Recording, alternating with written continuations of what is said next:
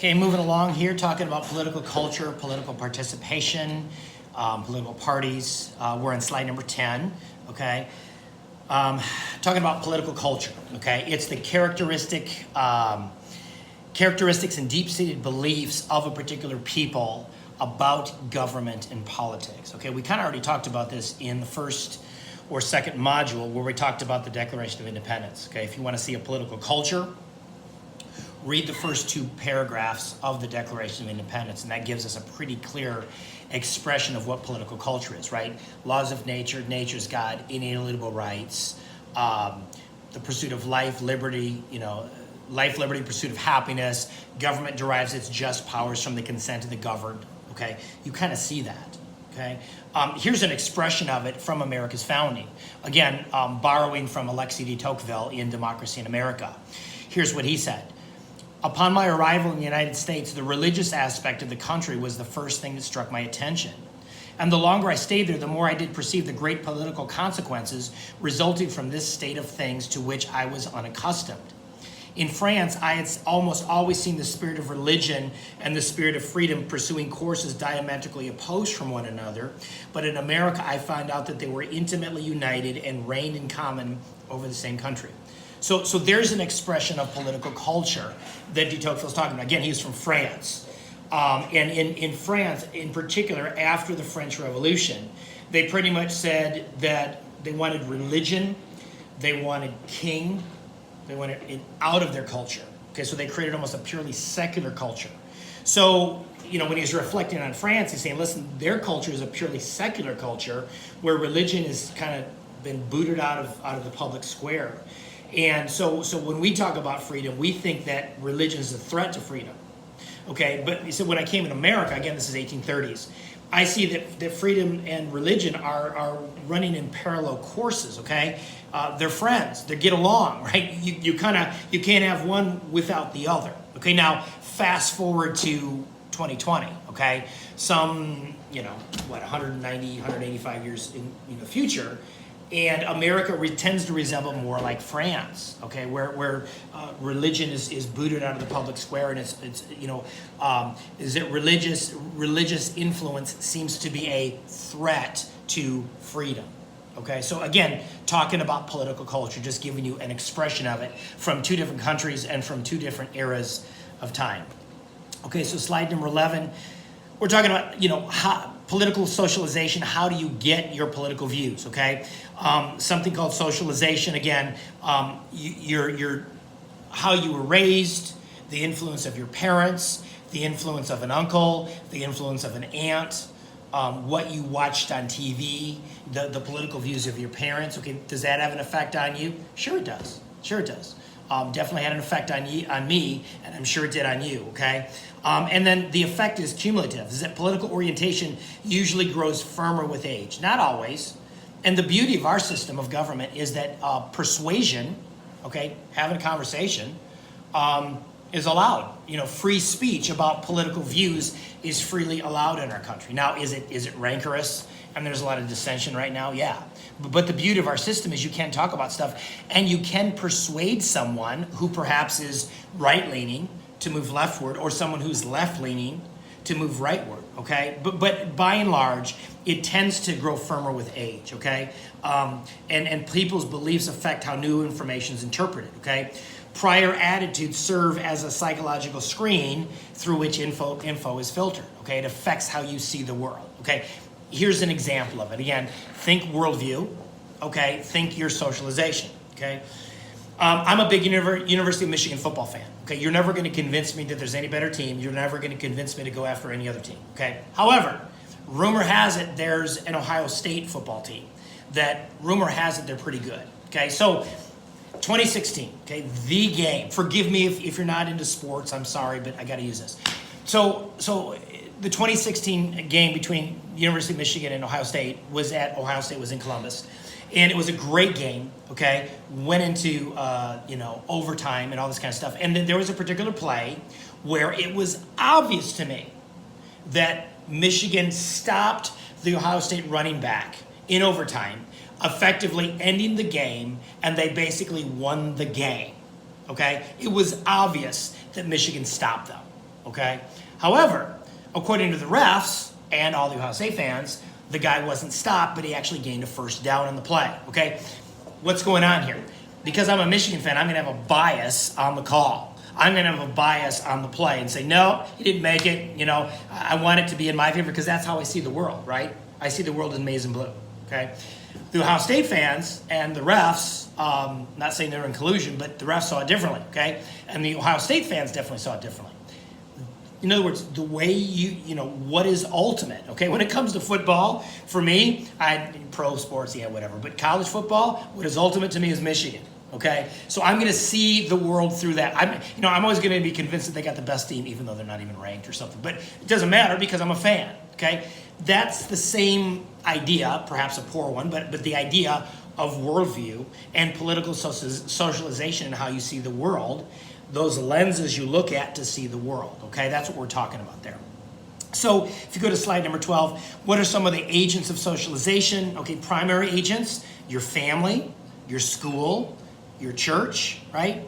Those are your primary agents that affect you, okay? Obviously schools, you know, different things. You know, the influence of religion on individuals, okay? Is that significant? Yeah, it is. In fact, let me get it. I wrote a whole book about it, right? Not trying to promo my book, but I'm just saying, you know, the phrase there, this is from another American national government book called We the People. He said this: scholars have not studied the influence of religion on childhood political socialization as closely as they have studied the influence of families or schools. Exhibit A, right? You know, that's what I wrote my master's thesis in college on, and I ended up writing a book about it, okay? So, you know, does that affect us? Sure, okay? Here's an excerpt from my book, okay? Talking about how Supreme Court justices are influenced by their families, by their upbringing, and they bring that with them when they sit on the bench and make Supreme Court decisions, okay? So if you go to the next slide, that would be what, slide number 13. In his autobiography, Justice William Douglas records the advice given him earlier in his career by Chief Justice Evan Hughes. Justice Douglas, you must remember one thing. At the constitutional level where we work, 90% of any decision is emotional. The rational part of us supplies the reasons for supporting our predilections, okay? In other words, he says, you know, 90% of any decision is an emotional one. What's that? That's your worldview. That's what you think is most important. Yeah, there's legal terms and legal concepts and things like that, but most of it is, man, you've got strong opinions about this, right? That are driven by a worldview. That's basically what he's saying. Justice Breyer candidly admitted in the New Yorker, we get very open questions in constitutional law. So how do I react to them? Well, of course, you look at the text, the cases, the history, and all those things, but you can't escape your background, your own experiences. Again, that's political socialization he's talking about, okay? If you go to the next slide, okay? The late Chief Justice William H. Rehnquist obviously agreed with that assessment.